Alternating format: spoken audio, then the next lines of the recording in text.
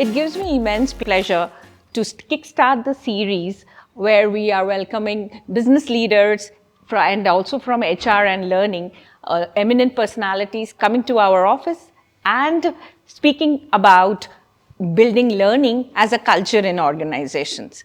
Today, we welcome Jayashree Jayanth. Jayashree is a transformational leader who has had around 18 years of experience in this industry in various aspects of HR. You name it, and she has that experience, be it organization development, employee engagement, learning and development. She's done it all. And in her journey, she has spearheaded in all the organizations. Coaching leaders have been a top priority for her in making the transformations happen and in building high-performing teams. But always for her, people first has been her strategy, balancing well between what leaders want to do and what the organization wants and also what the people wants. So, Jayashree, welcome. Hi, Sudeshna. Thank you so much. This was so heartening. Okay, Jayashree. So, Jayashree, in your experience so far, you have been through this journey, and how have you seen organizations and leaders change over time? Okay. So, initially, when I look at, say, 2010, when I came back from the Middle East to India, I would say that leaders had a very fixed mindset, and HR was just considered to be an appendage. Somebody just runs the day-to-day transactions in the organization, somebody who is needed, but is not somebody who is making a difference to the business. But I think over the period of time, leaders have also started developing a strong growth mindset. They have started realizing the value of HR. I would like them to value HR much more, but I would say that they have taken the step towards that. They are more amenable to ideas now. And I feel that if HR is able to put across a strong point of view, which is driven with data, they are likely to listen to what the HR team tells them. So, positive changes I definitely see, but would like to see a lot more consistency in this. Okay, so you see it as more an opportunistic, okay, because this is happening because some growth is required or something, a new market is, that time it is done and it is not done along, meaning it is not done in a consistent manner. Yes. Largely I still feel we react to things, we are not very proactive. Even if the HR team is very proactive and comes to the business and says, hey, you know what, as a talent strategy, we need to look at this, or hey, from a learning perspective, I see these problems, these challenges. For example, every organization, if you look at the last 8 years that I've worked, I've largely worked for growth companies. So in a growth company, the first thing that is missing is structure, right? Yes. You have to imagine and build a structure over there. Correct. So what happens is we often, groom or bring people from within the organization to take up, say, middle-level leadership roles. Now, yes, from a technical perspective, that person may be good. But there are a lot of other aspects, especially behavior and leadership qualities, that may be missing in that person. So, even if HR proactively tells them that, listen, this person is good technically, but may have a challenge dealing with people, they don't consider that to be a sign, a red flag that they need to pick up. The customer has to complain. Yes. So somebody has to complain. Employees have to complain saying that, hey, I don't like my manager. Or there has to be a feedback given about the manager which says that, he is partial or he doesn't listen to what I say. Then they wake up. Then HR is brought. So the question that I always have is, when we are giving you those pointers and we are telling you that, hey, put a small, sometimes I feel if you decide to do something on the learning front, it doesn't have to be very expensive. It can even be a short course that you do just to prep certain people up. Correct. Right? To the new challenges and the new opportunity that is coming your way. Right? But sometimes I feel organizations don't realize it. Then they realize it more in a hindsight. By that time, a lot of damage is already happening. True. Do you see a significant change in this prominence of skill building happening? We know this AI has taken over the world and we need to be technically upskilled to do things. But what I'm seeing post-pandemic, and would like to kind of validate with the same with you, that the way we're looking at skill building, it is no longer technical alone. It is the manager has to be of a particular quality, and since people are being hit with retention as well, manager training has become very much priority, and equal importance is being given to skill building even at an entry level. Absolutely. So, with digitalization that has come in, AI and automation, the way the world is unfolding in front of us and how soon, skills are getting redundant is mind-boggling, to just put it in a very small way. I believe there was I was just going through some statistics, and Coursera has mentioned that very soon about 84 million roles or skills are going to get redundant, and they are going to be replaced by another 94 million new skills. So, and another thing is that, especially after the pandemic, probably before the pandemic, it really did not matter how a manager managed his people. And if you've noticed, it was a work environment. Managers typically had their people working under their noses. Line of sight, yeah. That had completely changed. So the first thing that I felt that, when I look at it from a future of work perspective, the first thing I felt is that managers have to develop what is called empathy, the skill of empathy, not to judge, not to be judgmental about people, to listen to what their people want to say, understand what their pain point is before taking a decision of what is right or what is wrong. What could work for one may not work for another person, right? So that's the first thing. True. The second thing is, when I look at it, flexibility.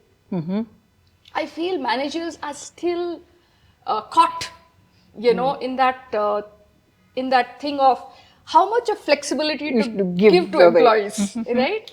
And that's what I believe. See, you need guardrails in life, but you can't hold employees on a leash. And, they always say, that if you love something, set it free. If it is meant to be yours, it will come back to you. Oh, I never knew, I think only you could put it in a corporate perspective, this quote. You cannot hold people on leashes, right? So what I see is that there's a huge requirement for managers and leaders to change their management style. How do you deal with people? How do you approach people in the first place? Right? And I go back to the same example that I gave. It's not enough to elevate somebody as a manager. You need to understand him first as a person. Do a skill gap analysis. Hey, what are those areas that this person may be lacking? And try to provide guidance, mentoring in those areas. Sometimes, you don't even need bookish knowledge. Even if you allow somebody to shadow, or you have somebody who works like your mentor or your coach in the organization, that person will be able to give you a reasonable amount of tips in terms of, hey, how do you deal with conflict management? How do you deal with people problems? How do you differentiate between, having a people-first approach and a pursuit of excellence approach? How do you bring that balance? See, we cannot always think only from a people perspective, right? At the same time, we cannot always think from a business perspective. What is needed is that balance. Absolutely. And most managers struggle over there. Either they are too good, and then their rating will be very bad, saying, oh, you're never able to say no to anything.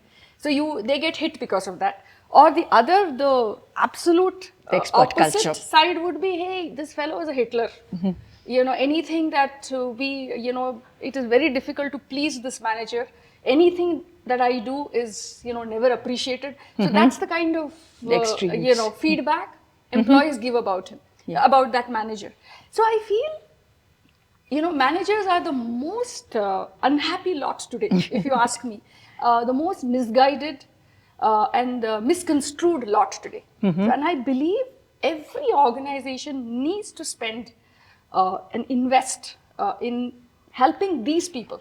True. Because they are that middle layer of leadership, super critical. Absolutely. And we shouldn't be losing them. We should actually look at how do we grow these people.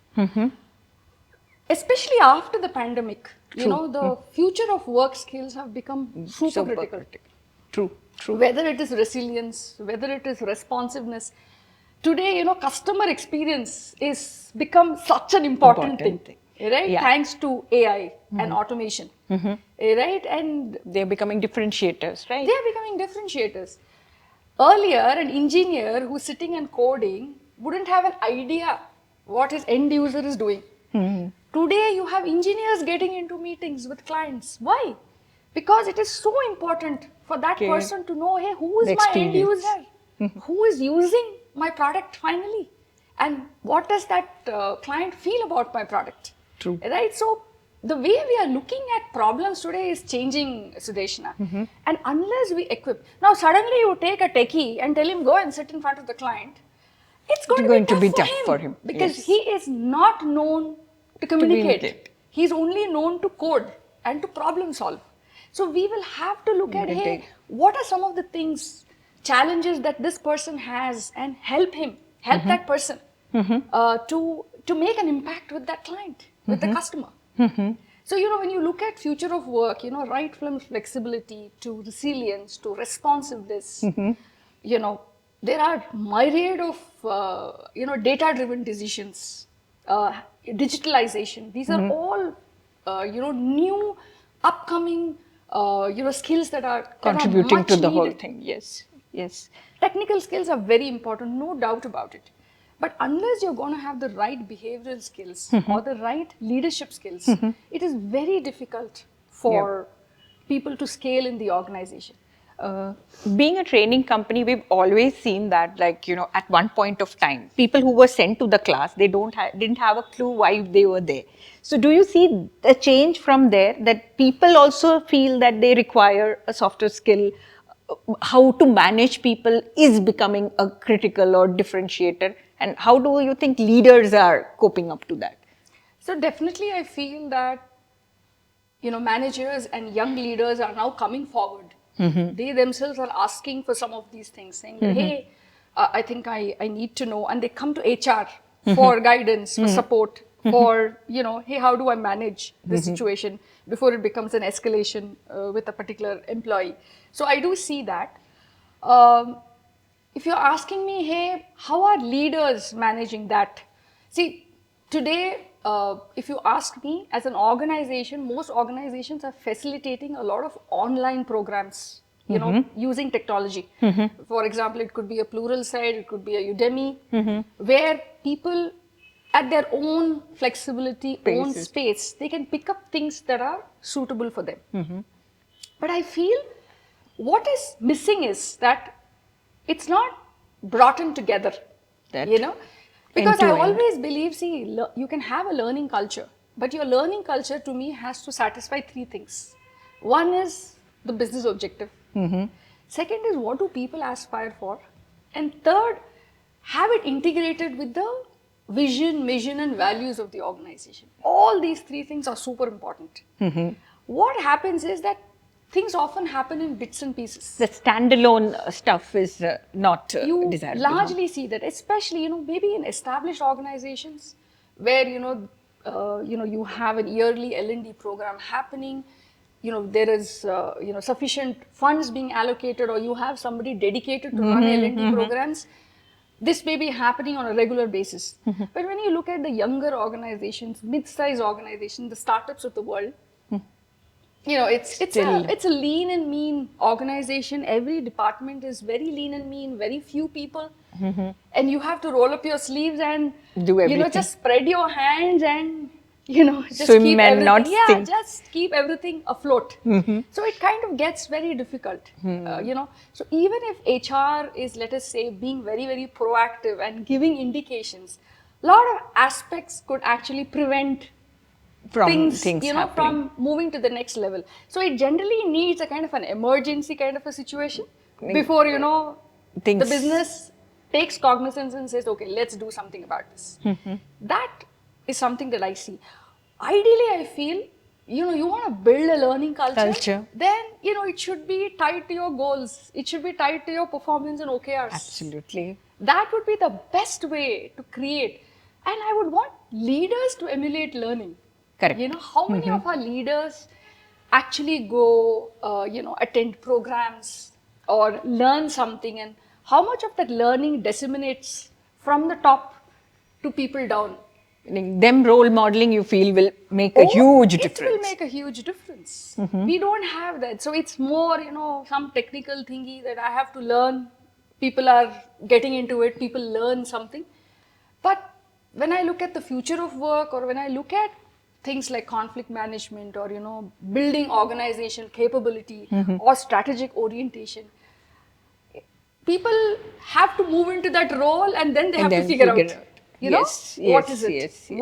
What is it that I need to learn, and then probably make mistakes, and then get there. You've been around and you've seen organizations change. You've seen leaders are kind of, coping up with it, and from a coping up to kind of, look forward and do things as well. What makes you tick? What is that drive? Like, I have seen you, like the first time I've seen you and now I see you, it's that same energy. So what makes you, because people are talking so much these days about, about stress and not able to, cope up with these things, and mindfulness coming as something so very important. Absolutely. So how does Jayashree be with that same drive? See, I'm very passionate about the work that I do, Sudeshna. For me, it's like, I'm responsible, as an HR leader. I have an organization, I have a business, and I have people to take care. So I just can't imagine not giving that 200% of myself for any role that I pick up, any organization that I pick up.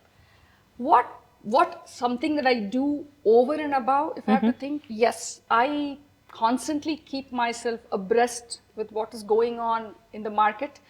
I believe that a frog in the well approach is not going to take us anywhere. We have to be relevant at every stage.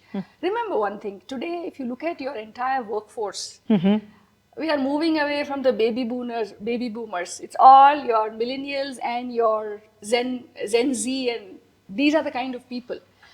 As I said, as an HR leader, I may come with 18 years of experience, but if I don't make sense to those people, then I'm of no use. So I think ensuring that I'm relevant, I hear what the young generation is saying, and ensuring that policies, guidelines, whatever is created in the organization resonates with what they want. I think that's the key.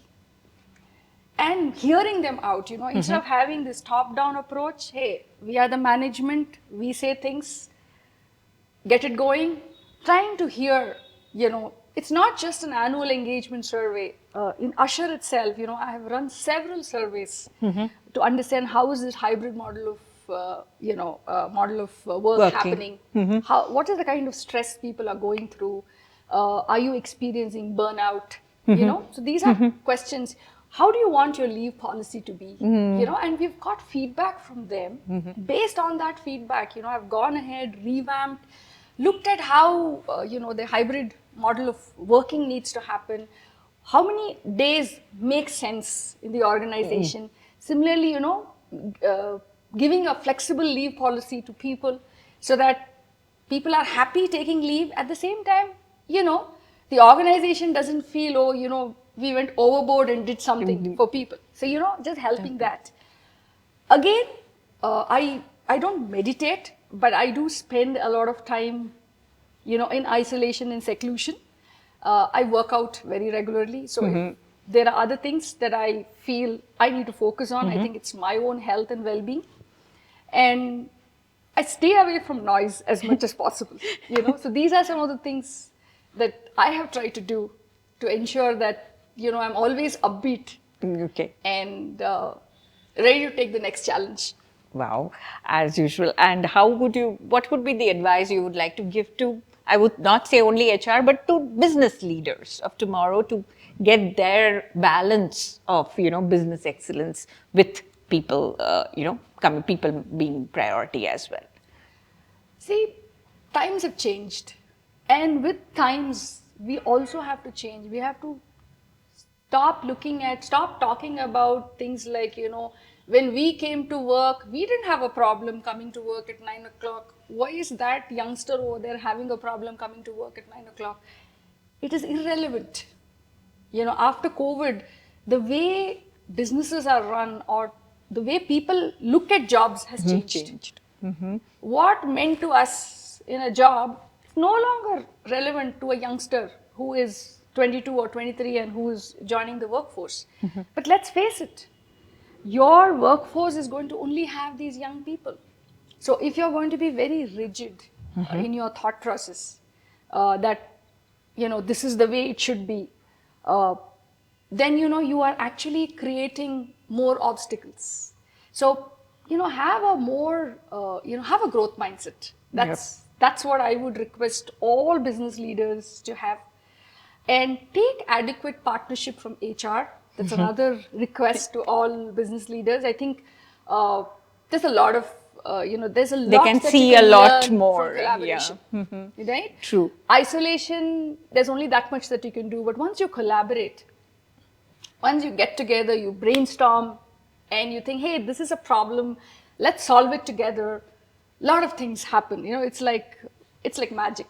I've always believed in that magic of collaboration.